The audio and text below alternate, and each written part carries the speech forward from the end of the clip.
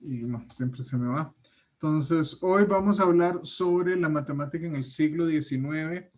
Eh, Vamos a traer a colación un par de cosas que pasaron antes del siglo XIX y otras que pasaron después. Voy a ver cómo nos va en el manejo del tiempo, porque si quiero ver todo esta clase para no tener que dejarles la próxima clase, o sea, para dejar la próxima clase para una mesa redonda, pues puede que sí se me haga un poquillo largo. El, vamos a ver esencialmente tres presentaciones. La primera habla de formas un poco más generales, habla en particular de sí, me parece son tres figuras relevantes, las principales de las que hablo en esta presentación. En la siguiente hablamos sobre las geometrías no euclidias, que en realidad son... esencialmente es lo que causa una revolución en la matemática teórica durante el siglo XIX, o sea, hace casi 200 años, porque ambas fueron eh, publicadas, bueno, la geometría de Bolia y la geometría de Lobachevsky fueron ambas publicadas en los 30 de ese siglo. Y el último habla sobre lógica, rigor, y ahí nos saltamos un poquito porque, por ejemplo, vamos a hablar sobre Frege y Russell. Y Russell murió en 1970. Ahora, murió con más de 100 años, ¿verdad? Pero o sea, Russell se le considera más un matemático del siglo XX que del siglo XIX, a pesar de que ya en los 90 del siglo XIX él estaba activo. Bueno, comenzamos. Como siempre, hay algunas uh, de las frases que les pongo. Y esta es de Gauss, que es uno de los matemáticos de los que vamos a conversar, Carl Friedrich Gauss, que dice que las matemáticas son las reinas de la ciencia y la teoría de números es la reina de las matemáticas. Dicho de paso, uno de los temas que quería conversar con ustedes en mesa redonda, posiblemente esta semana, porque si todo sale bien, este viernes hacemos mesa redonda, es sobre si las, o sea, que me discutan, no solo que me digan sí o no, sino que sustenten sus propuestas de si la matemática es una ciencia o no. Otra de las personas que no vamos a hablar en esta presentación, pero sí en la siguiente, es Nikolai Lobachevsky, que dice: no hay rama de las matemáticas, sin importar qué tan abstracta sea, que no pueda algún día ser aplicada a algún fenómeno del mundo real. Y esto, de hecho, es una de esas cosas donde hay matemáticos de mucho nivel de finales del siglo XIX y principios del siglo XX que esencialmente dicen que ellos están trabajando en matemáticas, o sea, en áreas de la matemática por su belleza, y que ellos están contentos de saber que sus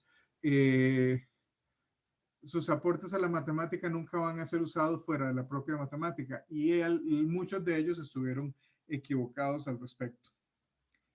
La primera y la segunda, o sea, lo que tiene que ver con esta introducción y con las matemáticas no euclidias, se basa principalmente en el Merzbach. Y bueno, ¿quién es este señor que vemos acá?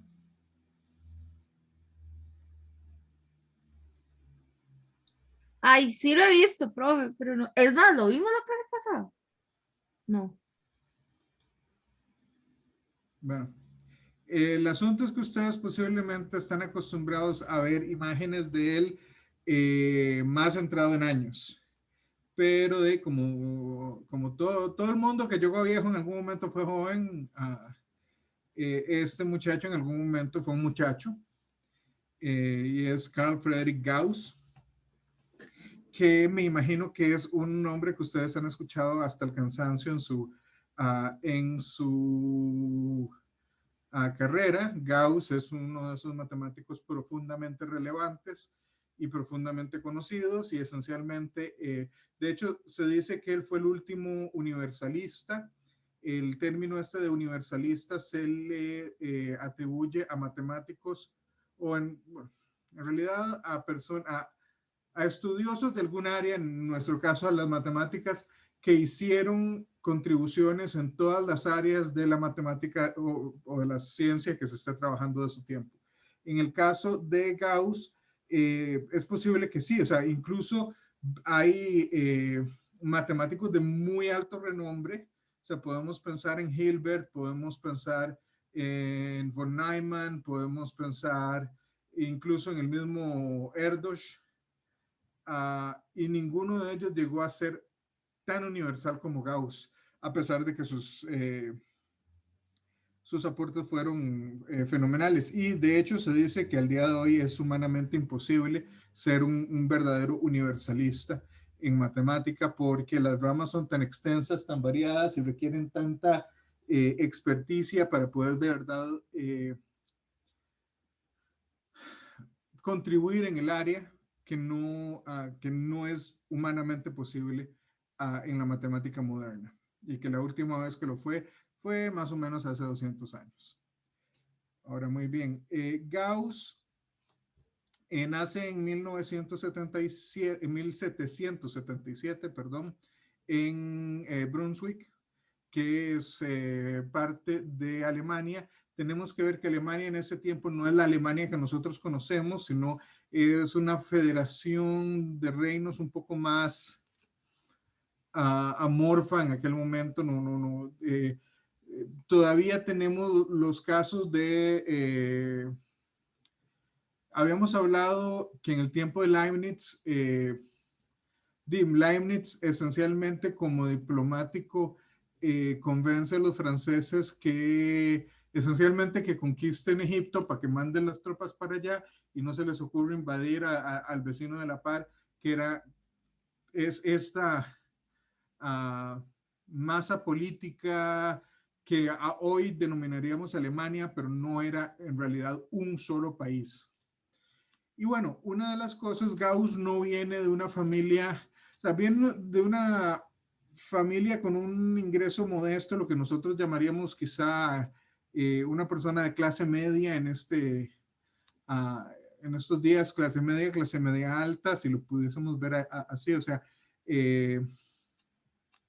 no necesariamente alguien que fuese a pasar hambres, pero sí alguien que pues, no tenía título de nobleza, ni tampoco su familia tenía grandes reservas de riqueza de la cual valerse. Y bueno, aún así resulta que el duque de Brunswick, que es una figura muy interesante durante este tiempo, decide que la mayor parte de los niños en su ducado van a ser educados, van a recibir un cierto nivel de educación, aprender a leer, aprender un poco de matemática. Y en su momento, uno de esos niños es el pequeño Gauss. En este caso, parece que el maestro que le toca a Gauss en ese momento seguramente necesitaba hacer algo, cualquier cosa, no sé, revisar un examen o lo que fuese, y él ya había planeado en dejarles este problema a los muchachos, que era sumen los números del 1 al 100, 1 más 2 más 3 hasta 100. Con la idea de que eso les iba a llevar a los muchachos por lo menos unos 45 minutos en los cuales iban a estar ocupados y él podía dedicarse a hacer cualquier otra cosa, aunque fuese a descansar, quién sabe qué era. Y resulta que el maestro ni siquiera había llegado a sentarse en su silla cuando ve que el pequeño Carl ya está por ahí, anda de un lado para otro jugando, y el tipo le dice, les puse una tarea, y sí, ya la hice. ¿Y cuánto da? 5,050. Y el maestro, que sabía que efectivamente esa iba a ser la solución, se queda atónito y le pregunta, mira, ¿cómo lo hiciste? Es muy fácil, yo no sé cuánto es, pero digamos que es S. Y ese es 1 más 2 más 3 hasta 100. Pero si le doy vuelta, es lo mismo que 100 más 99 más 98 hasta 1. Pero si tomo esas dos formas de acomodarlo y la sumo elemento por elemento, por un lado la suma me va a dar el doble de lo que necesito y por otro me va a dar 101, o sea, 100 más 1, 101, 99 más 2, 101, 98 más 3, 101, así hasta que llevamos a 1 más 100, 101. Tengo 100 veces 101, que es 10.100, y eso es dos veces lo que necesito, entonces lo que necesito es 5.050. Ciertamente ese tipo de identidad, que de hecho al día de hoy se le conoce muchas veces como sumas de Gauss, es una identidad que ya era conocida, pero no estamos hablando de un tiempo para nada semejante a los tiempos de nosotros. O sea, nosotros de verdad vivimos en la era de la información. La gran mayoría de las casas tiene por lo menos una computadora o una tableta o un teléfono celular inteligente y esencialmente con eso la gran mayoría de la gente tiene acceso a una cantidad muy, muy grande de información en segundos. Mientras que Gauss vive en un tiempo donde incluso libros de texto viejos son difíciles de conseguir y son pocos y no hay uno para cada estudiante. Así que no, o sea, esencialmente esta es una historia apócrifa, no sabemos si de verdad se dio de esa manera o no, pero lo que sabemos es que sí se dio, es casi un hecho de que Gauss no conocía previamente esa fórmula que es o sea, que la suma de 1 a n es n por n más 1 entre 2. Que bueno, el maestro de Gauss va a hablar con el duque de Brunswick y le dice, veas que tengo este muchacho que es un jovencito muy, muy pequeño, pero ha demostrado una inteligencia muy alta y creo que valdría la pena pues educarlo más allá de lo que se le educa uh, en la escuela del pueblo. Y bueno, así se da. Y bueno, él lo mandan como con 15 años, lo mandan a estudiar a la Universidad de Gotinga. La Universidad de Gotinga o Göttingen o ustedes encontrarán mil formas de escribirlo. En español, usualmente casi todo el mundo lo conoce así como la Universidad de Gotinga. Y él llega como con 15 años ahí y empieza a estudiar matemática y entre las cosas que descubre a la tierna edad de 18 años es que la forma de construir un polígono regular de 17 lados con regla y compás. Entonces nosotros habíamos hablado de ciertas construcciones desde Euclides y desde Euclides se conocía las construcciones del triángulo equilátero y mediante bisección se podían construir los polígonos regulares. Si tenía el de 3, el de 6, el de 12, el de 3 por una potencia de 2. Después llegábamos al de 5 y el de 5 de hecho nosotros lo construimos y vimos que uno podía esencialmente jugar con la razón áurea y se puede construir con cierta facilidad. Y esencialmente hasta ahí llegábamos. O sea, nosotros sabíamos cómo construir previo a más o menos 1795. Todo el mundo sabía en matemática cómo construir triángulos, cuadrados, pentágonos, hexágonos y a partir de ellos sabía cómo construir cualquiera que fuese una potencia de 2 por esa cantidad de lados. O sea, 16 lados era fácil porque usted empezaba con un cuadrado, de ahí construir un octágono y de ahí el de 16 lados. El de 10 lados, bueno, uno empezaba con un pentágono y lo dividía entre dos y así sucesivamente. O sea, podríamos estar hablando, por ejemplo, de, no sé, 128 por 3 son 370, 384. Entonces, el de 384 uno podía construir, lo que esencialmente uno lo que iba a hacer era el de 3, 6, 12, 24 y así sucesivamente. Y así era incluso como hasta el mismo Arquímedes lo hizo. Y por 2000 años, 2000 y resto de años, nadie encontró construcciones de otros polígonos regulares, en particular polígonos regulares con lados primos. Y en este caso, Gauss, con 18 años, encuentra una de estas construcciones. Si él hubiese solo hecho, o sea, si él se hubiera muerto al día siguiente, igual estaría en los libros de historia, porque es un problema interesante y es un problema que había estado en realidad abierto por un montón de tiempo y de hecho, no mucho después él lo extiende y ahora más tarde vamos a ver. Esto de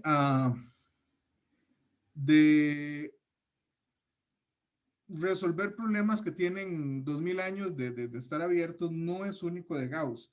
Hay un problema que se llama el problema de empaquetado de esferas o sphere packing, que la idea es,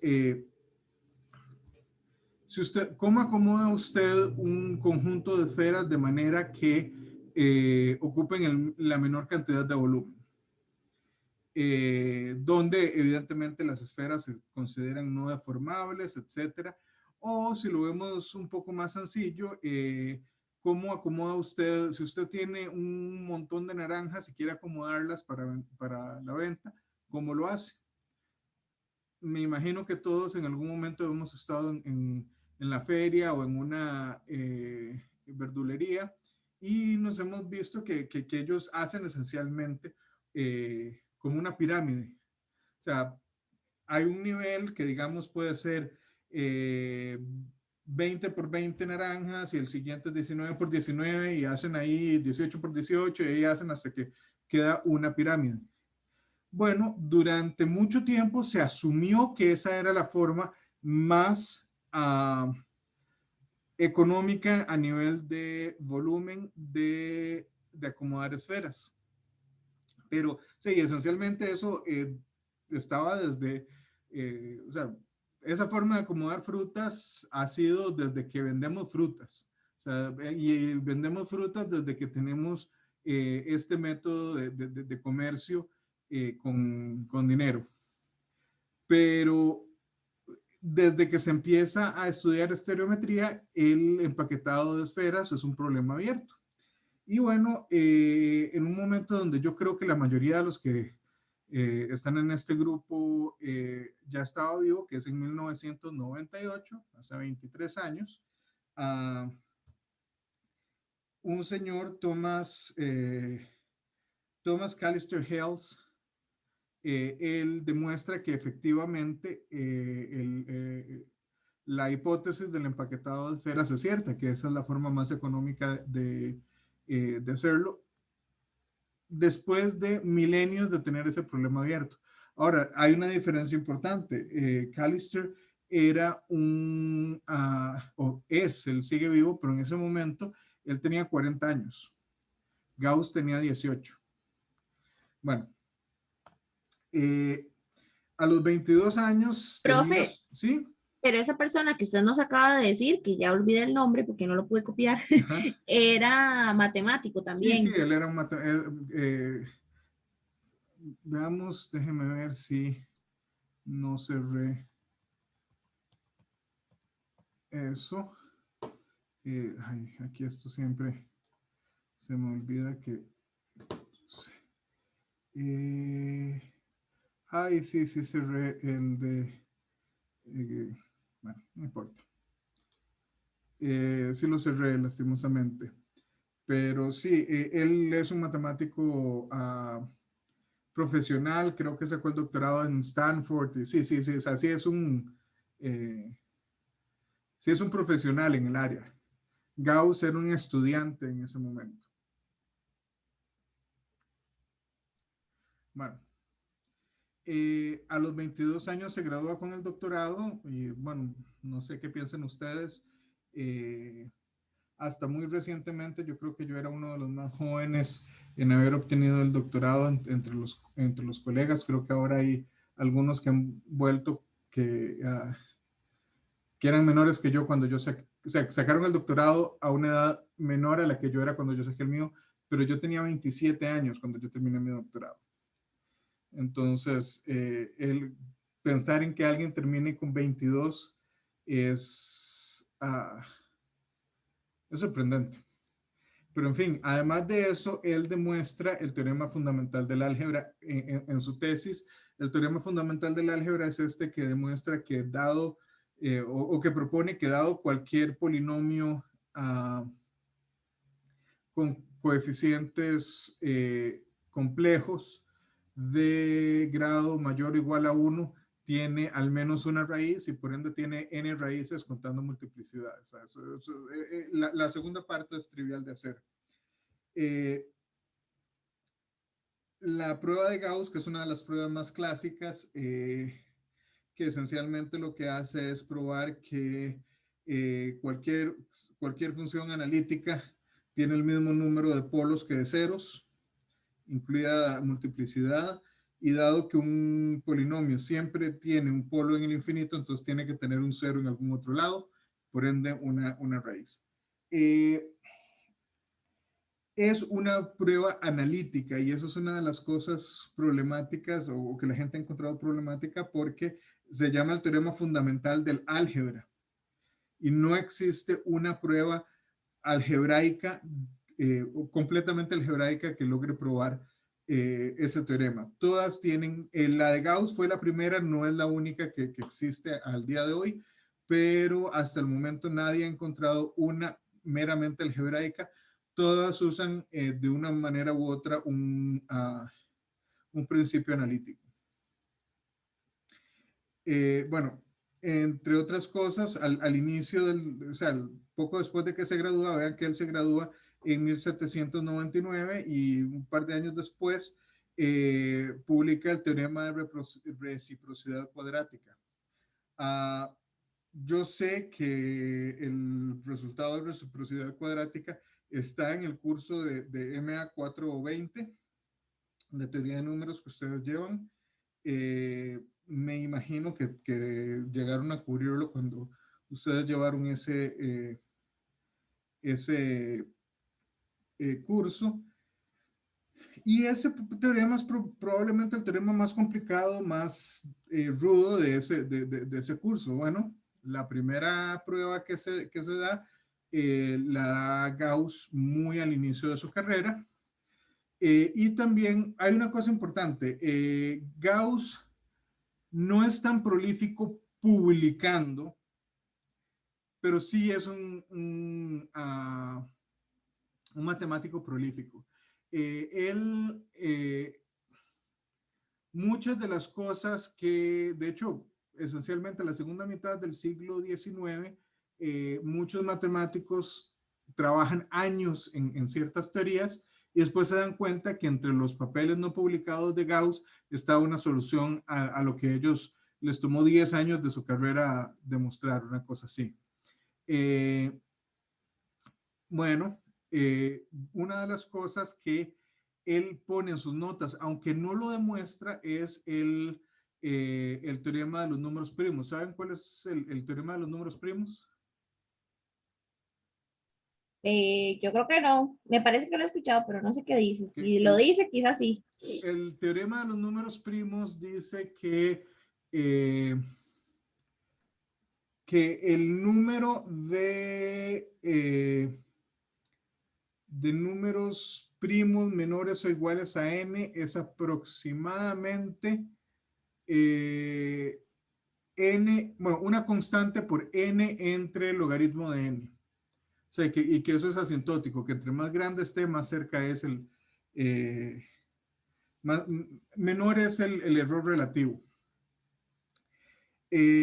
Gauss parece que entre sus cosas es uno de los primeros que lo enuncia, aunque nunca lo demuestra necesariamente. Y otra de las cosas que se acuerdan que al principio yo les había dicho, bueno, cuando tenía 18 años, el muchacho demuestra que se puede construir, o sea, encuentra una construcción con regla y compás para el polígono regular de 17 lados. Después él demuestra que un polígono de n lados es construible si y solo si n, el número de lados, es de la forma 2 a la m por P1 por P2 hasta PR, un cierto número de primos, donde los PIs son primos de Fermat distintos. Eso me faltó ponerlo acá. Entonces, por ejemplo, ¿qué está diciendo ahí? ¿Saben lo que es un primo de Fermat? Un primo de Fermat es un primo de la forma 2 a la P más 1. Eso lo vimos, profe, en una clase, creo, sí. Sí, yo creo que sí, que hablamos de los números de Mersenne y de los Es números de Fermat. correcto. Los Ujú. primos de Fermat son así, son de la forma 2 a la número, no mentira, es 2 a la 2 a la número más 1. O sea, por ejemplo, 3 es un primo de Fermat porque es 2 a la 2 a la 0 más 1. 5 es un primo de Fermat porque es 2 a la 2 a la 1 más 1. 2 a la 2 a la 2 es, o sea, 2 a la 2 es 4, 2 a la 4 es 16, 16 más 1 es 17, que era el que ya habíamos encontrado. Y a partir de ahí, bueno, tenemos 2 a la 3 es 8, 2 a la 8, eso es 256. Entonces, 257 sería el siguiente primo de Fermat. No todos son, no todos los números de esa forma, 2 a la 2 a la número más 1 van a ser primos, pero para el caso en el que son primos, esos primos son justamente para los que se puede construir esto. En estos momentos yo creo que se conocen, no se conocen muchos, o sea, se conocen como 20, una cosa así nada más. También porque se van haciendo muy grandes. O sea, si lo pensamos, 2 a la 4 ya es 16. 2 a la 16 es 1024 por 64 y a eso súmele 1 y no sé si lo que tenemos ahí es primo o no. Pero en fin, o sea, ya ahí es del orden de 64,000 y resto. El siguiente sería el quinto, que es, uno tendría 2 a la 32 más 1 y ahí ya empezamos. 2 a la 32 es más o menos del orden de 10 a la 10, me parece, o 10 a la 9, por ahí. O sea, ya empiezan a ser números, crecen muy grande. Crecen muy rápido este tipo de números.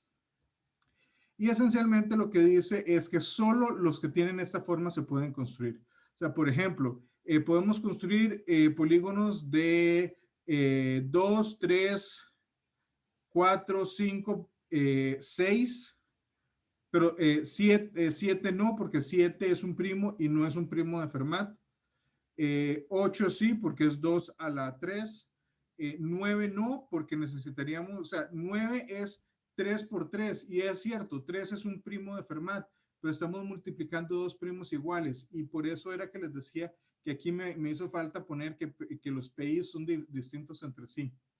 10 se puede porque es 5 por 2 y 5 es un primo de Fermat.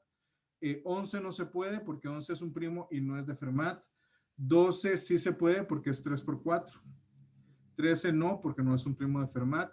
14 no porque es 2 por 7 y 7 no es un primo de Fermat. 15 sí porque es 3 por 5, ambos primos de Fermat. Y así sucesivamente. O sea, esencialmente esto nos dice cuáles, no necesariamente nos dice cómo construirlo, pero nos dice que si tienen esa cantidad de lados son constructibles. Y a los 24 años, él inventa un método para rastrear las órbitas de objetos celestes, que esencialmente todavía se usa. Y pues aunque no es necesariamente el estado del arte, el estado del arte actual posiblemente nos da un poco más de precisión, pero tampoco es tanta. Y nosotros contamos con computadoras que Gauss posiblemente no podía ni imaginarse. Okay. ¿Alguna pregunta hasta acá? Ok, No, entonces, profe, yo lo que le iba a preguntar es que usted acaba de decir, usted dijo 12, pero, ok, un polígono de 12 lados se puede construir porque cumple, sí, cumple esta fórmula donde el P1 sería 3 y el M sería 2. Sería 2 a la 2, que es 4, por 3 son 12. ok, ya lo vi, sí, ok. Okay. Bueno, bueno, y en 1827 ya, ya él era un poco mayor, o sea, ya en el 27 él tenía 50 años, publica un tratado de geometría que eh, se le considera uno de los preludios a la geometría euclídea y quizá el más importante. Perdón, la geometría no euclídea. Y también, bueno, él publica un tratado también en geometría diferencial. Ahora, este es Niels Henrik Abel, que como ustedes pueden ver, el muchacho murió con 26 años. Yo sé que aquí le hubiese dado tiempo de decir 27, pero creo que él no había cumplido 27 para el momento en el que murió. Y yo creo que hay por lo menos 2 o 3 de ustedes en el grupo que tienen 27 años o más. Entonces, sí, es una edad bastante joven. Y bueno, Abel, entre ciertas cosas, Abel quiere encontrar la fórmula general para encontrar la solución o sea, la raíz de un polinomio de grado 5. La cuadrática es conocida desde hace mucho tiempo. La cúbica creo que es Tartaglia, quien da la fórmula general. La cuártica creo que es Cardano, que ya para esos momentos estamos hablando como 200, 300 años en el pasado. O sea, para nosotros ya es como 500 años en el pasado, pero para Abel ya, o sea, sí era bastante anterior. Y él empieza a jugar, él empieza a tratar de ver si, o sea, de encontrar esa fórmula general. Y sorpresa de las sorpresas es que entre las personas, o sea, él concluye, o de hecho demuestra que no se pueden, o sea, que no existe ninguna fórmula que le encuentre a uno uh, sí, que le encuentre a uno la raíz de un polinomio, de cualquier polinomio de grado 5. O sea, que no existe una fórmula general para grado 5 y por ende no existe una fórmula general para ningún grado mayor que 5. Por eso, si existiera uno para uno mayor que 5, entonces se puede aplicar para el de 5, ¿verdad? Y de eso estamos hablando de fórmulas generales. O sea, se pueden encontrar fórmulas que sirven para alguna familia de polinomios muy específica, pero en general no vamos a encontrar una. Abel, él, bueno, para el tiempo él era danés. Hoy por hoy, donde él vivió y donde él nació, es parte de Noruega, creo, o Suecia, no recuerdo, pero en aquel tiempo eso era parte de Dinamarca, aunque esas cosas de los límites entre países se ha cambiado con el tiempo. Y él muere, como les digo, a una edad muy temprana. De hecho, es sorprendente, o sea, el, ustedes pueden encontrar un montón de cosas, el principio de Abel, o sea, hay un montón de cosas que es tal cosa de Abel, y siempre estamos hablando de este Niels Henrik Abel. De hecho, si ustedes se van a Wikipedia y ponen Abel y se van a encontrar conocido de hecho, ¿por qué no hacemos eso? Pongamos acá y ponemos Niels Henrik Abel. No sé por qué está tan lento. Y vámonos al de Wikipedia, me lo está dando en inglés, pero podemos irnos al de español. Y, ay, aquí no está, pero en el de inglés sí estaba. Ven, conocido por el teorema del binomio de Abel, la ecuación de Abel, la ecuación de Abel de primer grado, la extensión de Abel, la función de Abel, grupo abeliano, la identidad de Abel, la desigualdad de Abel, el teorema de irreducibilidad de Abel, etcétera. O sea, todo esto, logros importantes son de un muchacho que al momento en el que fallece tiene 26 años de edad. Sorprendente, y como en muchas otras circunstancias queda la pregunta de qué hubiese pasado si en vez de morir con 26 años hubiese muerto con 76 años, si hubiera vivido 50 años más, ¿qué hubiese hecho? Bueno, y el segundo muchacho del que vamos a hablar, vean las fechas, o sea, Galois nace cuando Abel tiene 10 años, y Évariste Galois o Evaristo Galois también es uno de estos niños prodigio. Él en su momento, él está en una escuela en Francia, y cuando tiene como 12 años, era el mejorcillo de la clase en la que estaba, entonces lo mandaron a una clase más avanzada. Él empieza a trabajar o sea, aprender directamente del libro de los elementos de Euclides, y que supuestamente era un libro que en este grupo, que eran muchachos 3 años mayores que él, que les tomaba 2 años leerlo y entenderlo todo, y Galois lo hace en 3 semanas, y parece que el tipo hay una facilidad muy grande para escribir sus propias pruebas sobre cuestiones contenidas ahí, y él empieza a estudiar un poco más sobre matemática. Hay un libro muy bueno, o al menos yo lo disfruté cuando lo leí hace más de 20 años, que se llama, en español se llama El elegido de los dioses, en inglés se llama eh, Who the Gods Love, que se traduce aquel que es amado por los dioses, que habla sobre la vida de Evaristo Galois. Y de hecho, eh, al final del libro, por lo menos de la edición que yo leí, el autor ah, toma y dice, ok, tales cosas son así, y yo tengo tales documentos que prueban que son así.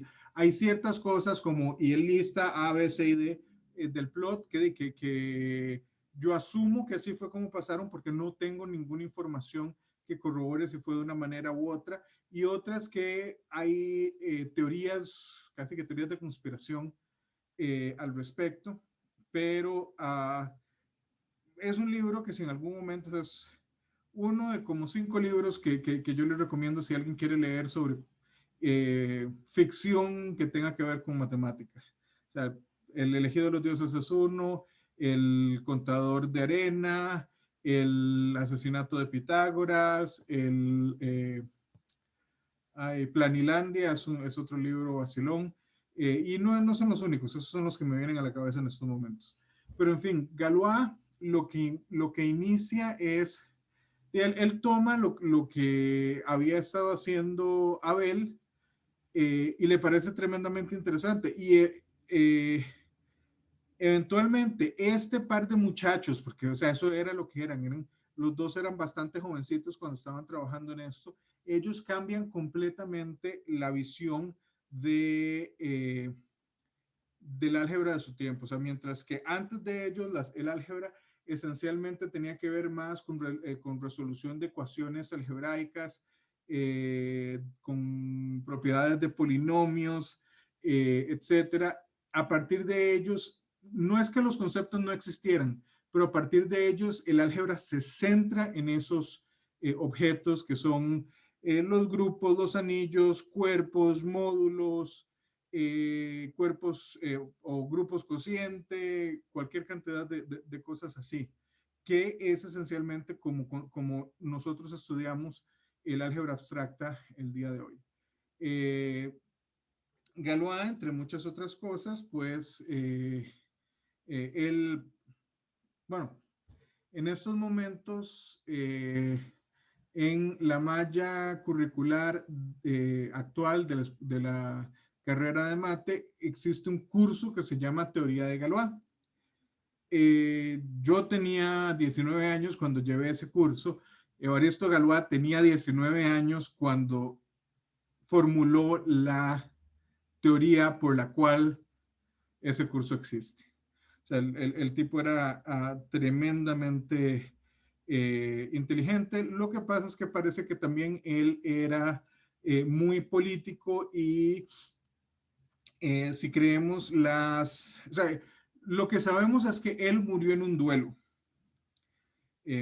de esos tipo, no exactamente tipo los del viejo oeste, pero sí, o sea, eso de dense la espalda, caminen tantos pasos, dense la vuelta y disparen. Uh, él murió en uno de esos, bueno, él fue herido en uno de esos y murió 3 días después por complicaciones por las heridas.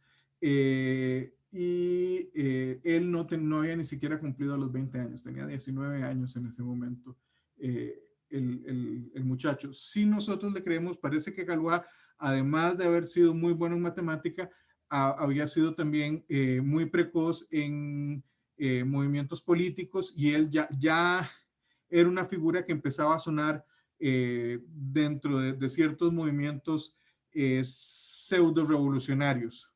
Es que nosotros tendemos a pensar en la Revolución Francesa como todo lo que pasó en Francia y que fue en 1788 y pare, pero no, en realidad entre 1788 y la Revolución de 1848 en Francia, todo ese tiempo fue un tiempo bastante convulso. Bueno, déjenme ver una cosa, porque... Okay. Bueno, ahora hablemos sobre la geometría. Tenemos a este señor, a Jean-Victor Poncelet, que yo creo que ya lo habíamos mencionado en algún momento, pero entre las cosas que él hace, él empieza a estudiar cuestiones de geometría proyectiva. O sea, esencialmente la idea de geometría proyectiva es tiene que ver con esta idea de cómo nosotros visualizamos las cosas, de cómo podemos representar cuestiones tridimensionales en un plano, de manera que, por decirlo así, entre comillas, engaña al ojo. Y él empieza a ver este tipo de situaciones, cómo es que si nosotros pensamos en este estilo de proyección, las colinealidades se conservan y hay un montón de cosas que se empiezan a conservar en este tipo de situaciones. También él empieza a analizar el punto al infinito y esencialmente él empieza a ver, entre otras cosas, no piensa solamente en proyectar de un plano a otro, sino que ya empieza lo que nosotros conocemos hoy ya más como geometría proyectiva, que es proyectar el plano a una esfera. Y entonces él se empieza a dar cuenta que, o sea, una de las cosas que él de alguna manera se da cuenta es que aquí no puede cumplirse el quinto postulado. Usted puede tener o sea, cualquier par de círculos, cualquier par de rectas se van a intersecar en al menos un punto incluso si ese punto es el punto al infinito, que en la esfera correspondería al, visto en este dibujo, al polo norte. Pues, eventualmente solo el polo opuesto al punto de contacto con el plano. Eh, Profe, eso de lo que está hablando es la proyección estereográfica, ¿verdad? También, o sea, es lo eh, mismo. sí, más o menos. Es que usualmente uno habla de proyección estereográfica en mapas, más que todo. Pero sí, esencialmente es una proyección estereográfica. Ah, ok, ok. No, es que le pregunto porque de hecho en el curso está compleja, casi que el dibujo era igual a ese, entonces tenía esa duda si era lo mismo, ¿no? Sí, de hecho, tiene mucho que ver. eh, Esencialmente, todavía no hemos llegado ahí, pero cuando hablemos de la eh, de la curvatura definida por Riemann, está la esfera de Riemann, que la esfera de Riemann es esta representación de los números complejos como una esfera. Eso es esencialmente el dibujo este que usted menciona eh, de, sí, de compleja. Bueno, eh, seguido por este, déjenme ver una cosita, es que yo creo que yo vi esto. Voy a irme mejor a la otra porque aquí hay algo que me hace falta. Entonces voy más bien a irme porque yo recuerdo que en algún momento yo lo había dividido a la geometría no euclidia, también del Merzbach. O sea, ¿qué sucede? Hasta este punto de la historia, esencialmente desde Euclides, había existido esta idea de que queremos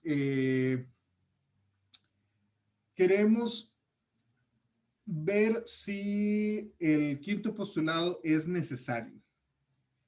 Y aquí tenemos a dos matemáticos importantes de su época. De uno acabamos de hablar hace un rato, que es Carl Friedrich Gauss, que esta me imagino que es una imagen que sí han visto con más frecuencia, donde él ya aquí está un poco más centrado en años. Y el otro es Fakras Bolia. Fakras Bolia es contemporáneo de Gauss y tengo entendido que estudiaron juntos en Gotinga. Bolia me parece que es húngaro y después de esto él vuelve a Hungría. Pero Gauss y Bolia siguen con una correspondencia común. O sea, parece que ellos eran, no solo eran colegas que se tenían algo de respeto mutuo, y pues no es difícil ver por qué alguien iba a respetar mucho a Gauss en su momento. Bolia, especialmente Fakras Bolia, pero usualmente cuando nosotros hablamos de Bolia, hablamos de Janos Bolia, que es el hijo de Fakras. Pero Bolia parece que también era un matemático bastante habilidoso, solo que hoy por hoy es menos conocido. Pero sí, ellos se respetaban, pero además eran amigos. O sea, parece que de verdad eh, uno termina haciéndose amigo de colegas, pues eso había pasado con estos dos señores. Y entre las muchas cosas que ambos les simpatizaban, era este estudio de la independencia o no del quinto postulado. Eh, Bolia por muchísimo tiempo trató de probar la, o sea, probar el quinto postulado a partir de los otros cuatro. Gauss eventualmente dice, ok, no estamos pudiendo hacer esto, ¿qué sucede si nosotros negamos el quinto postulado? Y él parece que empieza a trabajar por ahí, pero nunca publica esos, o sea, publica el tratado que nosotros habíamos hablado, que parece ser un preludio, pero no publica todo lo que él encuentra. Bueno, este era lo que les estaba diciendo hace un momento y ya llegamos a Lobachevsky. Lobachevsky es un matemático ruso. Él está en la Universidad de Kazán y es sorprendente. O sea, hay una cosa que uno sabe o sea, que existe una cierta taxonomía, por decirlo de alguna manera, de universidades. O sea, si alguien les dice, ok, alguien ganó el premio Nobel usted se le ocurren, o sea, el premio Nobel en una ciencia, no hablamos del premio Nobel de la Paz, pero a uno se le ocurre que puede ser de Cambridge, Oxford, MIT, Harvard, Stanford, Berkeley, la Universidad de París, el Instituto Tecnológico de Suiza, la Universidad de Ginebra, y si incluso si pensáramos en otros lugares, creo que en Latinoamérica uno quizá pensaría en la Universidad de Sao Paulo, que es muy potente, pero uno no pensaría, por ejemplo, en, no sé, la Universidad de León, Nicaragua. No es que sea imposible, pero es una de esas cosas donde uno no, o sea, el, incluso en Costa Rica, durante los últimos 3 décadas más o menos, la cantidad de investigación que se ha empezado a hacer en la escuela, o sea, ha avanzado a un ritmo muy alto y hoy por hoy nosotros somos una universidad que produce, al menos en matemática, una cantidad muy saludable de investigación, pero todavía no es, por ejemplo, es que en matemática no hay el Nobel, pero uno podría pensar en los premios Abel o en los premios, en las medallas Field. Uno no espera encontrarse eso en Costa Rica al día de hoy. Puede que pase, pero no es lo que uno esperaría. Incluso si usted revisa las personas que han ganado los fields de los últimos 25 años y usualmente andan más o menos entre las universidades que les dije. Creo que la universidad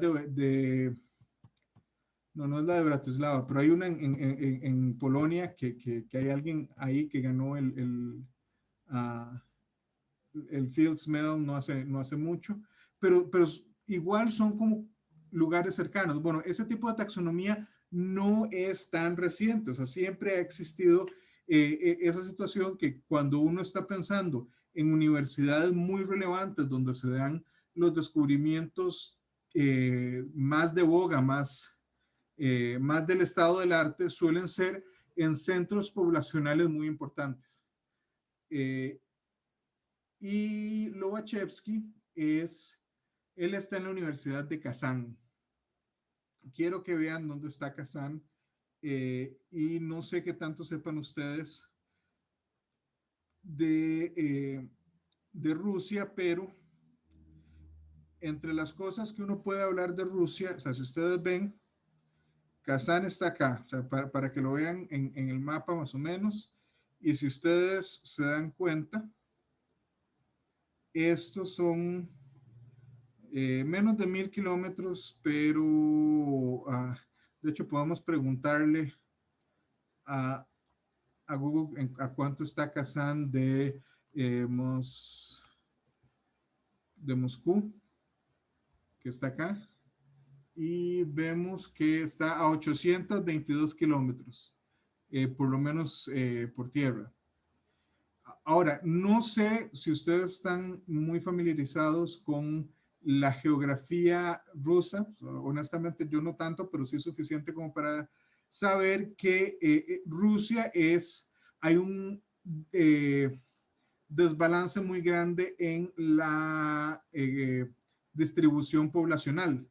La enorme mayoría, así como el 70% de los habitantes de Rusia viven más o menos por aquí. O sea, principalmente entre San Petersburgo y Moscú y esta parte que es la parte más europea, por decirlo de alguna manera. Mientras que aquí tenemos Kazán está en el Volga, muy cerca de los Urales, y después de aquí está la parte asiática de Rusia, donde la densidad poblacional es mucho menor. Bueno, Kazán no está, o sea, no es Kamchatka, no es uno de esos lugares, ni es Siberia, pero sí es un lugar, o sea, una ciudad mucho más pequeña, mucho más alejada de los centros poblacionales, entonces no es necesariamente un lugar donde uno espere que se dé descubrimientos revolucionarios esencialmente. Y bueno, en este caso, Lobachevsky trabaja ahí y aproximadamente en 1826 él empieza a, también como muchas, es una de esas ideas que está en el aire y si se le había ocurrido a Gauss, por muy genial que Gauss fuese, pues no tiene ninguna monopolio en las ideas. Yo a veces vacilo que hace ya muchos años yo estaba por publicar un artículo y un estudiante de doctorado en la universidad en la que estaba trabajando en ese momento llega y o sea, ella había tenido que leer mi paper porque yo estaba trabajando con el asesor de ella y traía mi paper y uno de Terry Tao. Terry Tao es esencialmente el matemático más relevante de esta generación, por lo menos de momento. Y me decía, mire, es que lo que usted está haciendo aquí es esto que está haciendo él ahí. Eso a mí me hizo mucha gracia, porque pues, evidentemente Terry Tao tiene cientos de veces la cantidad de artículos que tengo yo, quizá no cientos, pero sí, o sea, tiene por lo menos 50 veces la cantidad de artículos que tengo yo y es súper productivo y todo. Entonces, que un matemático de tanto revuelo piense, o sea, se le ocurren ideas similares a las que uno está trabajando, pues siempre es algo interesante. Bueno, lo mismo pasa aquí. Gauss estaba trabajando con ciertas ideas y bueno, Lobachevsky a miles de kilómetros de distancia donde estaba Gauss, se le empiezan a ocurrir ideas similares y él las empieza a trabajar en 1726 y aparentemente en 1729 él publica en un journal ruso sobre o sea, esencialmente él publica que negando el quinto postulado, eh, me parece que él está trabajando con la geometría esférica o elíptica, pero esencialmente hay dos formas de negar el quinto postulado. O sea, el quinto postulado eh, dice que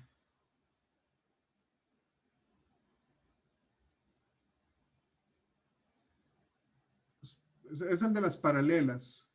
El quinto postulado lo que dice es que si usted tiene una recta y tiene un punto fuera de esa recta, existe una única recta que pasa por ese punto y es paralela a la primera recta. Me parece que Lobachevsky elige a negarlo de la siguiente manera, que es, si usted tiene ese punto y esta recta, existe un número infinito. No, él lo niega diciendo que sí, que efectivamente que no existe ninguna recta que no vaya a intersectar a esta otra. Y prueba que la teoría es consistente. Sin embargo, él es el primero en publicar. No, mira, Lobachevsky lo que hace más bien es la hiperbólica. Lo niega diciendo de que hay infinitas. O sea, que dado una recta, hay infinitas rectas y un punto hay infinitas rectas que pasan por ahí. Entonces es Bolia el que lo hace negándolo de que no hay ninguna, que es Janos Bolia. Janos Bolia, aparentemente él empieza más joven, como habíamos dicho, habíamos hablado de Fakras Bolia, el papá de Janos, y me imagino que uno en realidad no he leído ninguna biografía ni de Janos ni de Fakras como para saber si es que eran muy cercanos como padre e hijo, pero puede ser, me imagino que seguro Fakras era bueno en matemática, posiblemente Janos también desde muy corta edad y teniendo un padre profesional en el área, pues él aprendió de una manera acelerada y más joven. Y aparentemente con 18 años, en 1820, él empieza justamente a hablar sobre, o sea, a tratar de ver si podía probar el quinto postulado aparentemente hay una carta de Facras para Llanos donde le dice que él ha pasado muchas noches en vela tratando de probar eso y que no le recomienda a su hijo que siga por ese camino. Uh, y en fin, Llanos llega a la misma conclusión que había llegado ya Gauss y que unos años después iba a llegar Lobachevsky, que es que esencialmente negar el postulado. Y encuentra la segunda teoría, no tengo una imagen acá, pero ahora vamos a ver una, en la que, sí, la forma en la que él lo prueba es decir que existe más de una. No, perdón, que no existe ninguna, que dado una recta y un punto fuera de la recta, no necesariamente existe otra recta que no interseque a la primera, una paralela. El asunto es que parece que a Bolia también le toma como 3 años concluir su investigación y llegar a los resultados que llega. La diferencia y aparentemente sí, él trabajó de 1820 a 1823.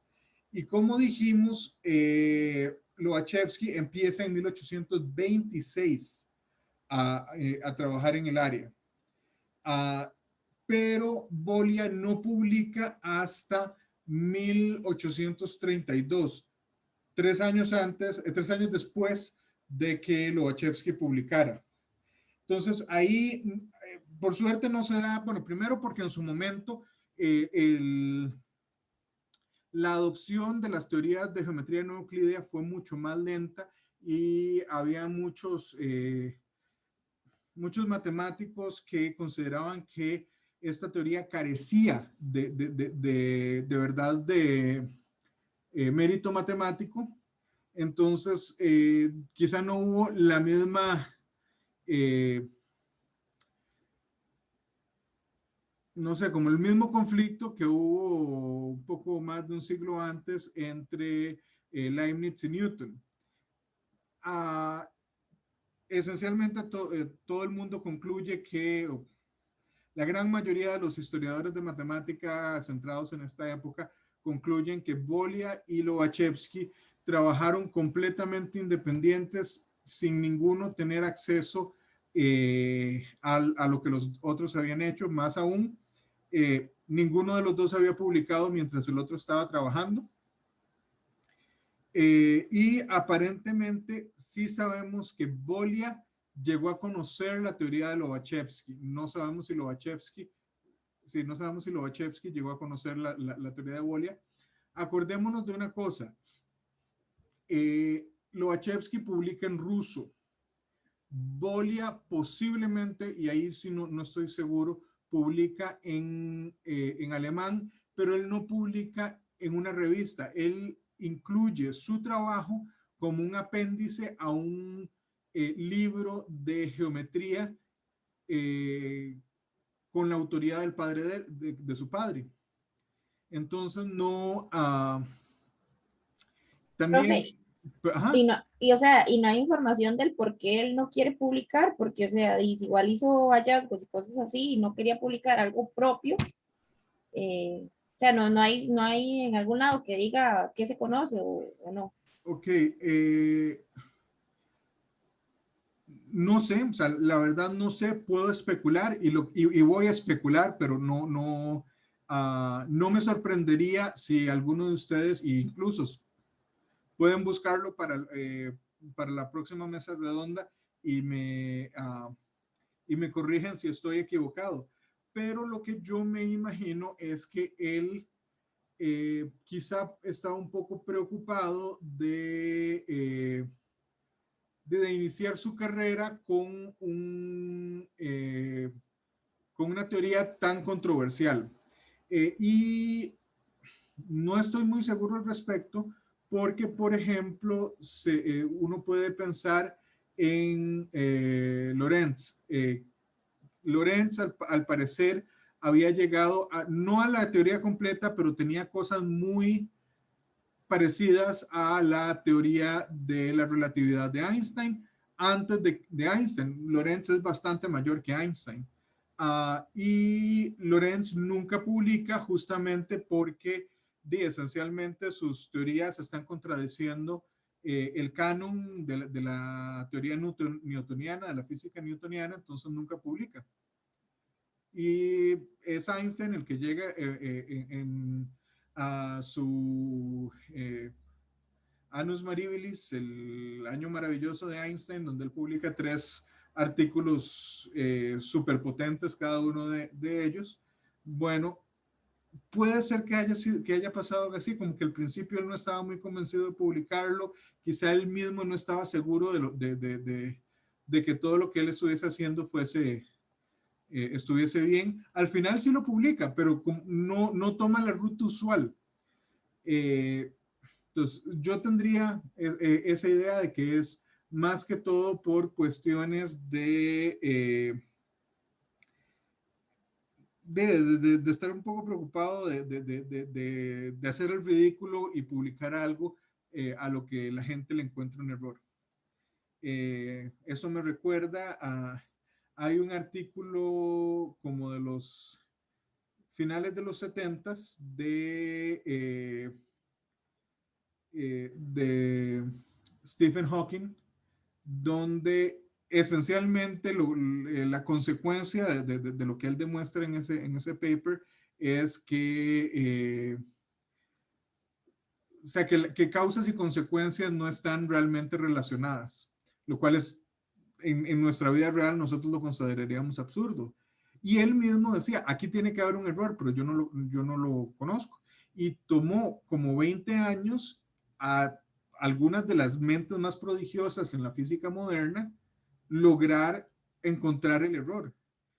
Entonces yo siempre he pensado que uno no debe estar tan temeroso de cometer un error. O sea, uno sí debe hacer su propia diligencia de asegurarse de que todo parece estar bien y de que no sea que uno esté cometiendo un error que ya otros han cometido en la literatura, pero la verdad, o sea, es como este ejemplo, o sea, Hawkins, que es una de las figuras más importantes de la física de los últimos 60 años, uh, comete un error y un error grande. Ahora, el que el error sea grande no quiere decir que el mayor era un idiota, no, o sea, el error era tan sutil que tomó 20 años encontrarlo. Entonces, no sé, a mí siempre, yo siempre he tenido ese problema cuando escucho de que alguien descubre algo importante y no lo publica por miedo a estar equivocado. Esa sería mi suposición, pero nuevamente es una suposición. No sé si respondo a su pregunta, Fabiola. Sí, sí, profe, ahí, no, ya lo anoté aquí también para ver si encuentro algo para el viernes que usted dijo, porque en realidad yo creo que yo ya he hecho esa pregunta también, eso que usted acaba de decir, cómo, digamos, cómo Gauss, cómo todos esos que publicaron cosas estaban seguros de que lo que estaban haciendo estaba bien. Yo creo que esa pregunta yo la había hecho en otra clase. O sea, dice, se supone que ellos lo descubrieron, o sea, ¿quién dice que eso está bien? Y hoy por hoy se utilizan muchas de esas cosas, que ha sido un proceso y que han ido confirmándolo, sí, pero ¿quién en su momento dijo, mira, fulano de tal descubrió esto y eso se cumple? O sea, eso es cierto. O sea, solo lo aceptaron y ya. O cómo funciona todo Bueno, eso. Yo tenía esa duda. eso es parte y es una de las cosas que a mí me simpatiza del sistema de revisión por pares, y es el hecho de que o sea, es un sistema adversarial. O sea, yo quiero publicar, o sea, yo escribí un artículo y quiero publicarlo. Entonces yo lo mando a una revista que por lo menos esté en la temática general del artículo que estoy escribiendo o que escribí. Y primero un editor lo recibe, lo lee, si hace las cosas bien, porque algunos editores, algunos son buenísimos, otros no tanto, lo lee y ahí dice, ok, si es una tontera, él puede hacer rechazarlo a portas, que es esencialmente le dice, vea, vaya, trate de publicarlo en otro lado, pero esto para nosotros no sirve, o está equivocado, o esto ya está publicado en tal y tal otro artículo. Pero si pasa ese filtro, entonces ya va a un conjunto de pares, donde estos pares, hasta cierto punto, por eso digo que es adversarial, usted quiere someterlo a que otra gente encuentre el error. Y hasta cierto punto, la idea de los pares, esa forma adversarial de hacerlo es el par quiere encontrar una razón de peso para decir, no, esto es una tontera, quítelo de acá. Si su artículo sobrevive esa, esa prueba de fuego de ser sometido a expertos en el área y que los expertos todos al final concluyan como, mira, sí, esto tiene razón, es novedoso, no encontramos un error, que, y ahí podemos pensar, incluso que cuatro pares de manera independiente revisen el artículo y no encuentren error, no quiere decir que no esté, solo quiere decir que el error es muy sutil si es que existe. Eh, pero sí, o sea, la idea ahí es la revisión por pares, los revisores, el trabajo de ellos es tratar de encontrar una forma, tratar de encontrar por qué hay algo malo ahí. Porque si no pueden encontrarlo, expertos que trataron, entonces posiblemente está bien. Bueno, Ok, ok. sigamos. El mismo año que Lobachevsky empieza a investigar al respecto, nace eh, Riemann o Gregor Friedrich Bernhard Riemann, que él es un estudiante doctoral de Gauss. El mismo Gauss dice que Riemann es un matemático de primer nivel y que él va a revolucionar la matemática, y hasta cierto punto tuvo razón. O sea, tengan en cuenta que Gauss muere con 39, perdón, que Riemann muere con 39 años. Yo tengo 40. O sea, estamos hablando, yo no me siento un hombre viejo. Estamos hablando que él murió un año menor que yo, unos meses menor que yo. Entonces, ver que en ese, este es el Riemann de las sumas de Riemann. Pero además, entre las cosas que él empieza a ver, es que él toma las geometrías tanto de Lobachevsky como de Bolia y empieza a ver ciertas similitudes y esencialmente encuentra un parámetro al que él lo llama curvatura y dice, bueno, esencialmente nosotros podemos pensar en que la geometría plana es cuando tenemos, cuando este parámetro es cero. La geometría euclidia con la que hemos trabajado siempre es cuando esta geometría, cuando este parámetro que yo estoy induciendo es cero. Y si nosotros hacemos este parámetro positivo, entonces lo que vamos a encontrar es un número infinito perdón, vamos a encontrar cero paralelas, y si es negativo vamos a encontrar un número infinito de paralelas. Y en realidad a nosotros no nos interesa tanto si estos son, o sea, no nos interesa el valor absoluto de la curvatura de este parámetro, nos interesa el signo, nos interesa si es positiva, negativa o es cero.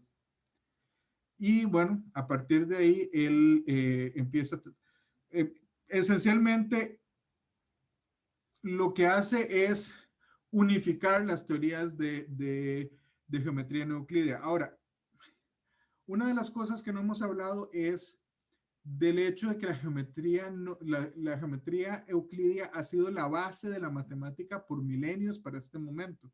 Y estas dos geometrías, o esta geometría no euclídea que tenemos dos sabores, la elíptica y la hiperbólica, eh,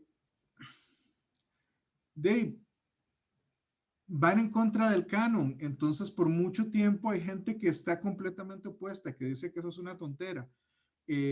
Y eso en realidad en el momento en el que gana y gana más adeptos, esto causa un revuelo en la matemática porque esencialmente lo que se está diciendo es que tenemos que repensar la matemática porque eh, las bases fundamentales sobre las que se había montado el sistema tal cual existía en ese momento se acaban de desboronar porque resulta que la teoría no es única. Ok, como les dije, íbamos a hablar de qué sucedió en este caso y déjenme pasar a esta, donde hablamos ya de teoría de conjuntos, lógica y matemática fundamental, porque justamente es ahí donde tenemos los problemas en los que, o sea, que surgen al respecto o en respuesta a estas teorías de geometría. Eh, Whitehead, que es Ian Whitehead, que es uno de los, me parece que él es el director de tesis de Bertrand Russell y el tipo es más del lado de filosofía que de matemática, pero está ahí como en el medio. Y él dice, no es una paradoja que exactamente en nuestros trabajos más teóricos encontremos nuestras aplicaciones más prácticas. Y Russell, de quien vamos a hablar en esta presentación, dice que la solución a las dificultades que anteriormente ahorcaban el infinito matemático es posiblemente el logro más grande del que los matemáticos de nuestra época tienen para presumir de grandeza. Russell, de hecho, es una de esas figuras profundamente interesantes. Esta parte, ahí sí usamos el Burton y el Cook un poco más. Y primero hablemos de estos dos señores, Augusto de Morgan y George Boole. ¿Han escuchado de ellos? No, de ninguno, yo de ninguno. Bueno, Ah, uh, bueno, de Morgan, supongo que es del de las leyes de Morgan. las leyes de De Morgan, que se pueden, uno encuentra leyes de De Morgan en lógica, Ujú. encuentra leyes de De Morgan en teoría de conjuntos, incluso encuentra leyes de De Morgan en los números complejos.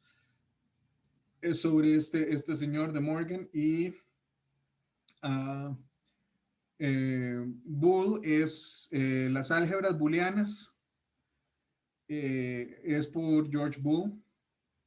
De hecho, los booleanos, si alguno de ustedes programa, los booleanos tienen su nombre por el trabajo de George Boole. Estos dos señores, los dos son británicos, bueno, no estoy seguro si en ese momento, George Boole es irlandés y no estoy seguro si en ese momento Irlanda es parte de Gran Bretaña. O sea, él era de Cork y Cork hoy por hoy no es parte de Gran Bretaña, está en Irlanda, pero está en la parte, no es, o sea, está en la República de Irlanda, no en Irlanda del Norte. Eh, la República de Irlanda, que es la mayor parte de la isla, es una nación independiente, pero todo lo que está alrededor de Belfast, que es el norte de la isla, es pedacito que sí es todavía parte de Gran Bretaña. Entonces, no sé si llamarlo británico es apropiado históricamente hablando. Hoy él no lo sería, pero no sé en su momento. De Morgan, él nace en Madrás, en India, porque su padre es uno de los ejecutivos del Indian Something Company, se me va el nombre completo.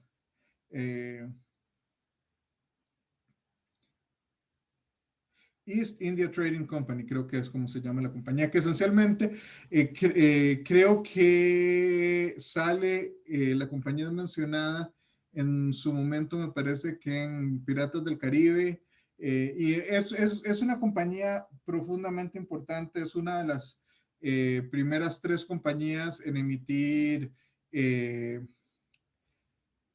stock, ¿cómo dice un stock en español? Acciones. Es una compañía que fue muy, muy grande por varios siglos. Y bueno, el papá de Augusto de Morgan es uno de los ejecutivos y él está en Madras dirigiendo ciertas cosas para la compañía cuando Augusto nace, pero eventualmente él lo envían de vuelta eh, a Inglaterra, donde él estudia y se convierte en matemático y él eh, a, eh, empieza a ver cómo matematizar la lógica. Y a uno hoy por hoy piensa, pero es que la lógica es parte de la matemática. Sí, es parte de la matemática. De hecho, es esencialmente el fundamento de las matemáticas, pero eso no ha sido así siempre. La lógica, por la mayor parte de la historia, era más relacionada con la filosofía y la retórica de lo que estaba con la matemática. Es Augusto de Morgan el que empieza a estudiarlo de una manera, o sea, tratando de algebraizar la matemática, la lógica, y a partir de ahí es que él publica unas ciertas cosas, conoce a Boole y parece que los dos, igual que habíamos hablado de Facras Bolia y Carl Gauss, parece que Augusto de Morgan y George Boole también se hacen muy amigos, además de colegas, y mantienen por muchos años una correspondencia muy activa en temas profesionales y también personales. Y Boole toma los trabajos de Morgan y empieza a expandirlos y él es el que esencialmente encuentra la manera de ver tanto la teoría de conjuntos de su tiempo, que la teoría de conjuntos del tiempo de Boole ahora cambia, gracias a Zermelo Fraenkel, que ahora vamos a hablar de ellos, pero él es el primero que logra como algebraizarlo completamente. Dicho de paso, Boole muere también joven, aunque no tan joven como los que hemos visto, o sea, definitivamente no tan joven como Abel y Galois, pero él sí muere con 40 y pocos, y él muere esencialmente por terco. Boole es profesor en la Universidad de Cork y al parecer hacia finales de noviembre, cuando está frío, está lluvioso en Cork. Cork es un área muy húmeda. Para los que conocen Coronado, piensen Coronado, pero mucho más al norte, por ende es mucho más frío. Eh, el tipo parece que tenía un cierto resfriado, pero él no consideraba que era suficiente para no ir y dar clases. Entonces en ese momento está cayendo una cierta lluvia, él se espera, pero la lluvia no está mermando, entonces se pone una gabardina y sale, pero parece que la lluvia era suficiente de que él llega estilando al edificio y, o sea, eran como 2 kilómetros de la casa de él al edificio donde tenía que dar clases y llega como había esperado a ver si se amainaba. Él llegó muy al corte, entonces no le dio tiempo de ir a secarse y él así estilando tal cual estaba, entró a dar clases, pero parece que eso fue el detonante de una neumonía y él muere unas semanas después a raíz de esa enfermedad. Entonces, la moraleja del asunto es sí, sean responsables con sus trabajos, con sus estudiantes, pero también piensen en ustedes mismos, no vayan a hacer las de George Boole. Ahora hablemos de estos dos señores, Gregor Cantor y Leopold Kronecker. No sé, me imagino que han escuchado ambos nombres. Estoy seguro que el de Gregor Cantor sí. No sé si han escuchado a Kronecker. Kronecker es, en este momento, estamos ya aquí llegando como hacia mediados, segunda mitad del siglo XVIII, perdón, del siglo XIX, y estamos hablando de Alemania. Cantor o sea, él es de padres rusos, nacido en Rusia, pero cuando tenía 9 años, su familia con él se mudan a Alemania, por ende, hoy por hoy se considera a Cantor como un matemático alemán, aunque en realidad él era étnicamente ruso, sin embargo vivió la mayor parte de su vida en Alemania. Cuando Cantor era un estudiante, habían esencialmente tres figuras de mucho renombre en la matemática alemana, y pues la matemática alemana era la matemática más prestigiosa de su momento, la escuela alemana, especialmente en Gotinga, que nuevamente, o sea, Gotinga en su momento era Harvard, MIT, Cambridge, la Sorbona, todos juntos, era la universidad, particularmente si se estaba hablando de ciencias, era la universidad para estudiar. Estas tres figuras eran Carl Weierstrass, me imagino que ustedes Weierstrass si lo han escuchado un montón, Ernst Kummer, que no se escucha tanto, pero sí hay un montón de trabajo de él, y este señor Leopold Kronecker. De hecho, curiosamente, la tesis doctoral de Cantor, los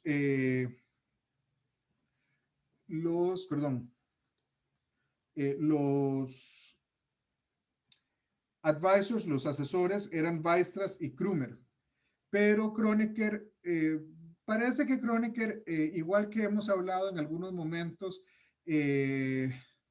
por ejemplo, de Isaac Newton, hablamos también de Robert Hooke, y hemos hablado de otras figuras que por lo que llegamos a conocer de ellas, parece que no eran personas particularmente agradables. Y bueno, Kronecker, a pesar de ser un matemático de muy alto nivel, parece que también era una figura algo desagradable y le gustaba estar esencialmente tirándole hachazos a los colegas y a los estudiantes sobre la calidad de sus trabajos. Kronecker, de hecho, entre otras cosas, él era un asiduo oponente de las teorías de las geometrías no euclidias. Decían que no tenían ningún valor matemático. Bueno, Cantor, ¿por qué se le conoce?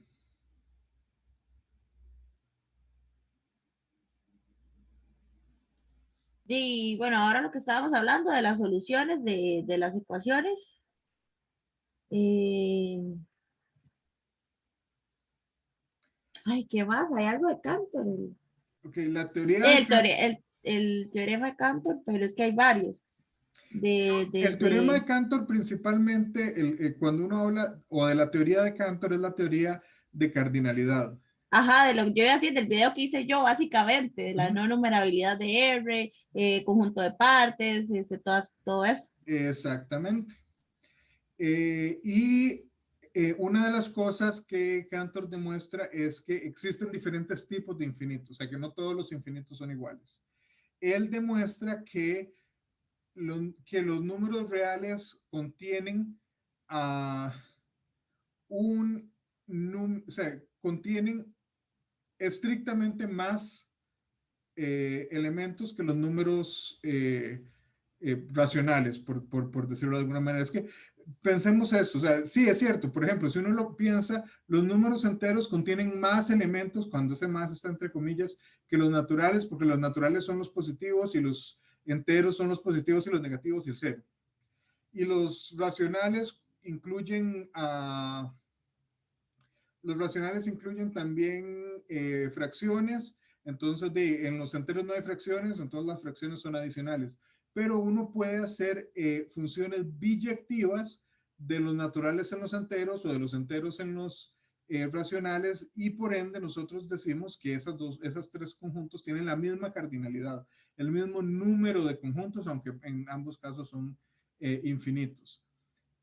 Cantor lo que demuestra es que uno no puede encontrar una función biyectiva entre los números enteros o los números naturales, como queramos verlo, y el intervalo 0,1. O sea que el intervalo 0,1 contiene estrictamente más elementos que los números naturales, y por ende él concluye que hay que hay diferentes tipos de infinitos, y demuestra que el infinito, o sea, que no puede haber un infinito más pequeño que Aleph 0, que es la cantidad de elementos en los números naturales. algo que él no logra demostrar y de hecho no se puede, o no se puede demostrar con las teorías actuales, es si es la hipótesis del continuo. La hipótesis del continuo esencialmente dice, ok, Cantor dice que el infinito más pequeño es Aleph 0 y que la cardinalidad del continuo, que es la cardinalidad de R, es estrictamente mayor que Aleph 0. Y que además existe o sea, esta jerarquía de infinitos eh, tiene su propia numeración.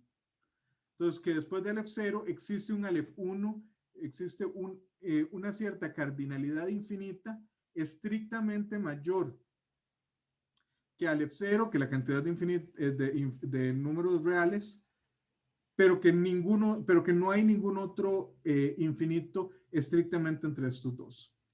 Lo que él no logra probar es que Aleph 1, por ponerlo de alguna manera, es lo mismo que C. Él dice que debería serlo y pone la hipótesis que por mucho tiempo se le denomina así, la hipótesis del continuo, que efectivamente C es Aleph 1. Pero entre otras cosas, Kronecker, como les digo, aparentemente por lo que sabemos de él, no era una persona muy agradable. Él empieza a tirarle hachazos a Cantor al punto de que, o sea, yo creo que, y ustedes mismos lo estaban discutiendo eh, en la reflexión didáctica sobre la salud mental y la relación con el talento matemático. Uh, Uno no puede decir que necesariamente, o sea, que si Kronecker no hubiese hecho sus ataques hacia Cantor y su capacidad como matemático, que Cantor no hubiese tenido los problemas de salud mental que experimentó. En realidad no podemos discutir en esos contrafactuales, o sea, no podemos decir, porque no podemos examinar un universo donde no haya pasado que Kronecker no criticó a Cantor, pero aparentemente las críticas eran férreas y a ratos injustas, y simplemente Kronecker no queriendo entender la teoría de Cantor, pero fue tanto así que Cantor terminó en un hospital psiquiátrico, un manicomio, como se le ha conocido por mucho tiempo, por periodos prolongados. Sin embargo, entonces ya tenemos hasta el momento lo que hemos visto en este siglo, dos teorías que cuestionan mucho lo que existe hasta el momento. Las geometrías no euclidias y esta teoría de múltiples infinitos. Entonces, llegamos a estos dos señores. Bueno, está Richard Dedekind y Ernest Zermelo, que pues, cuando hablamos de la teoría de conjuntos de Zermelo-Frankel, es sobre este Zermelo que estamos hablando. Zermelo, junto con Frankel, empieza a tratar de basar, o sea, de reconstruir la matemática todo a partir de lógica y teoría de conjuntos. Ellos llegan a una teoría de conjuntos que logran demostrar, ay, se me fue la palabra. Bueno, esencialmente que es consistente, que no da paradojas. Y a partir de ahí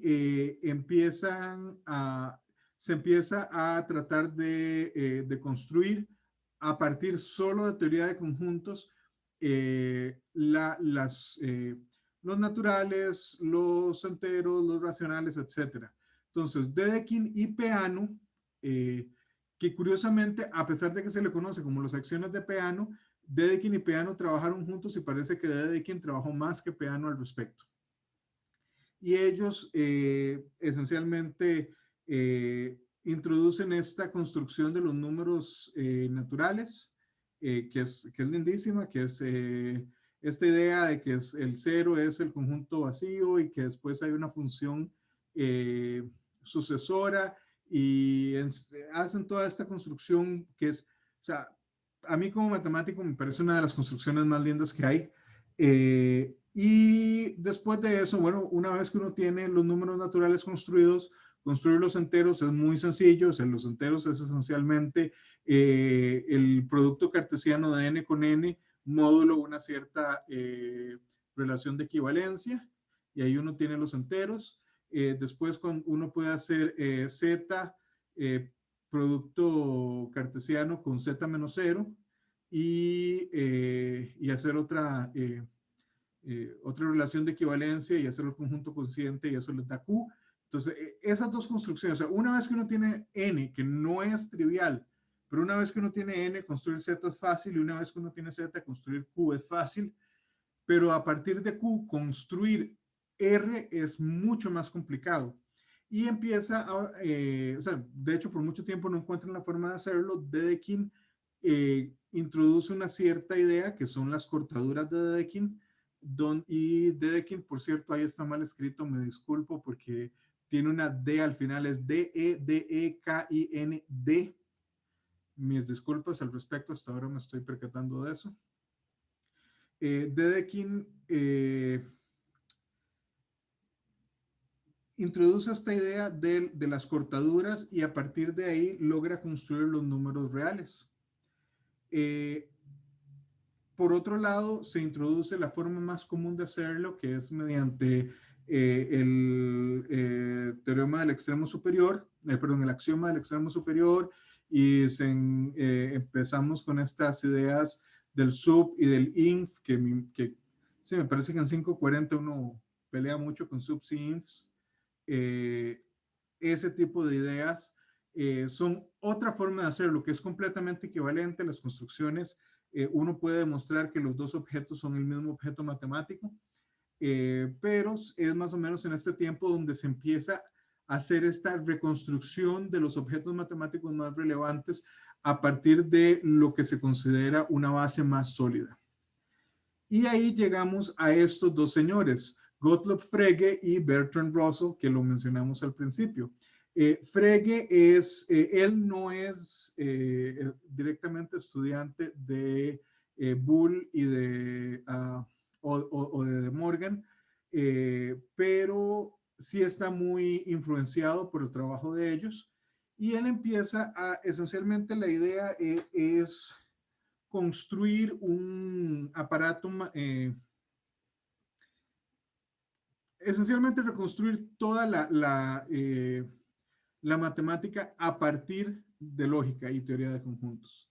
De la misma manera que Zermelo, Frankel, Peano y Dedekind habían tratado de reconstruir, de dar una primera teoría de conjuntos y a partir de ella construir los conjuntos numéricos que teníamos. Frege empieza a trabajar y parece que el tipo ya llevaba, o sea, según cuenta la historia apócrifa, Frege estaba a punto de enviar a imprimir su obra, pero él había distribuido entre algunos matemáticos relevantes copias del borrador inicial. Y este señor Bertrand Russell, Frege es alemán, me parece, Russell es británico. Bertrand Russell le manda una carta en la cual le expone una paradoja. La paradoja, la forma en la que usualmente se explica es esta idea de que supongamos que hay un pueblo donde hay un solo barbero, y ese barbero le hace la barba a todos los hombres que no se hacen la barba a sí mismos. ¿Quién le hace la barba al barbero? Y el asunto es que el barbero no puede hacerse la barba a sí mismo, porque entonces él sería uno de los hombres que se hace la barba a sí mismo, y por ende no sería uno de los que él le hace la barba. Y por otro lado, si él no se hace la barba, entonces él sería uno de los hombres que no se hace la barba, por ende el barbero tiene que hacerle la barba, pero él es el barbero. Esto suena un poco como ridículo, como complicado, pero incluso yo creo que es más simple cuando uno lo matematiza. La idea es que uno considere los conjuntos, considere U el conjunto de todos los conjuntos que no son elementos de sí mismos. Y la idea es U un conjunto de U. Si U pertenece a sí mismo, pues entonces está negando la definición de ser un elemento de U. Por ende, U no puede ser un elemento de U. Pero si U no es un elemento de U, entonces U es uno de los conjuntos que no es elemento de sí mismo, por lo tanto tiene que estar en U. Me imagino que ustedes en algún momento habrán escuchado de esta paradoja. Es una paradoja que no parece tan relevante, o sea, parece como muy rebuscada, como muy, no sé cómo decirlo, pero uh, pero aparentemente, o sea, Frege se deprime en el momento en el que recibe esa carta porque se da cuenta que es una paradoja que está ahí y que esencialmente esa paradoja dice que entonces no todo, o sea, esa paradoja sugiere que con la teoría existente no se puede probar todo, o sea, que hay cuestiones, que siguen existiendo cosas que llamamos paradojas, que no se puede probar ni su... ni el enunciado ni la negación del enunciado son probables. De hecho, eso no es hasta como 30 años después, 20 y tantos años después, creo, que Kurt Gödel finalmente demuestra que ninguna, o sea, que no importa los axiomas que usted escoja, cualquier teoría que tenga un número finito de axiomas es necesariamente incompleta. Cuando incompleto quiere decir que siempre van a haber enunciados que no se pueden probar que son ni ciertos ni falsos. Esto resulta problemático para, disculpen, es que aquí parece que casi se va la luz, ¿me siguen escuchando? Profe, en mi casa también, pero sí, yo creo que sí lo escucho. Ok, yo Bueno, lo usted nos escucho hasta, escucha a todos, sí, estamos bien. ok. Bueno, entonces, para este momento, Frege, como les digo, es una de las figuras, pero no es la única, es una de las mayores figuras que está tratando de introducir esta idea de formalismo absoluto y de rigor absoluto en matemáticas y esencialmente se da cuenta de que hasta donde él sabe parece que no lo puede hacer. Russell y Whitehouse empiezan también a ver qué pueden hacer al respecto. Whitehouse, pero Whitehead, que era el director de tesis de él. Pero Russell quería tomar aquí un pequeño paréntesis y contarles un poco porque este señor es muy, muy interesante. Bueno, entre otras cosas, él era activista antiguerra, incluso él fue en un cierto momento fue despedido, no me acuerdo si era de Oxford o de Cambridge, por negarse a ir a la Primera Guerra Mundial. Él simplemente objetaba, él consideraba que no, que nunca se debía llegar a una guerra entre países, que eso era incivilizado, etcétera. Entonces, él era un activista antiguerra. Él no solo es un matemático de mucho renombre y de mucho peso, es también un filósofo de mucho peso y, entre otras cosas, es uno de los pocos matemáticos que ha ganado un premio Nobel. ¿En qué áreas han ganado premios Nobel matemáticos? No existe un premio Nobel de matemática, pero hay matemáticos que han ganado premios Nobel. Por ejemplo, ustedes vieron, me imagino que la película esta de Una mente brillante sobre John Nash, que es muy famoso porque es el caso de un matemático que por muchos años sufrió de esquizofrenia y él eventualmente aprendió a vivir con esa enfermedad, pero, o sea, en fin, es un caso famoso al respecto. Él ganó un premio Nobel en economía. El año pasado fue Penrose, un matemático británico, que ganó el premio Nobel en física.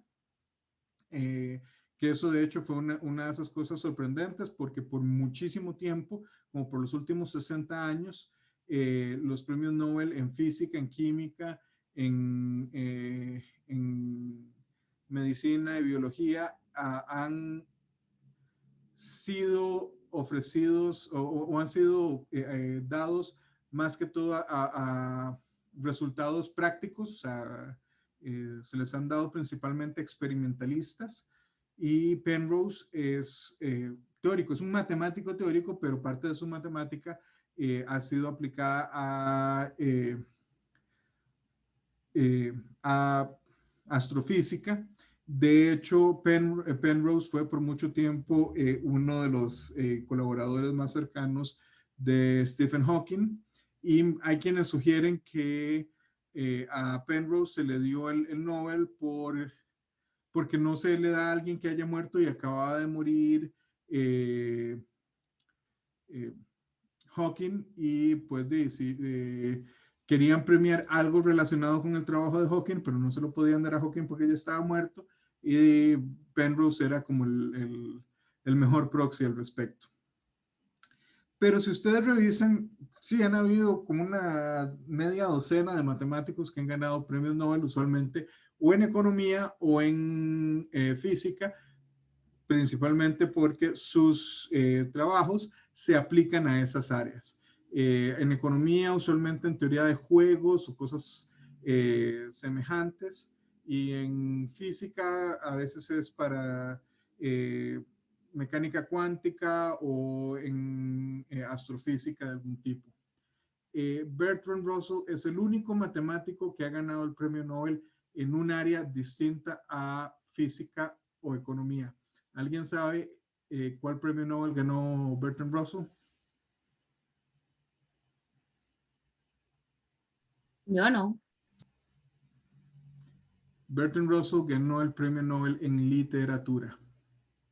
Entonces, simplemente siempre me parece. O sea, es un personaje muy interesante, pero de esa personalidad tan multifacética, una de las cosas interesantes es que él, a pesar de ser matemático teórico, gana el premio Nobel en literatura.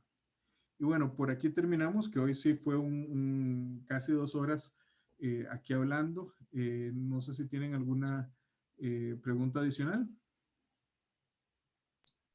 No, profe, yo nada más le voy a preguntar entonces para el viernes, digamos, de hoy quedan estas dos preguntas de si la matemática es una ciencia o no y lo de las, bueno, lo que yo pregunté de las publicaciones de Llanos, ¿era así? Uh De -huh. Llanos. Y no sé si hay que algo más o serían sobre esos dos No, de momento esas dos preguntitas. son las preguntas que tengo. Si se me ocurre alguna otra, la paso por el chat. Ok. Bueno, voy a dejar de grabar. Stop recording.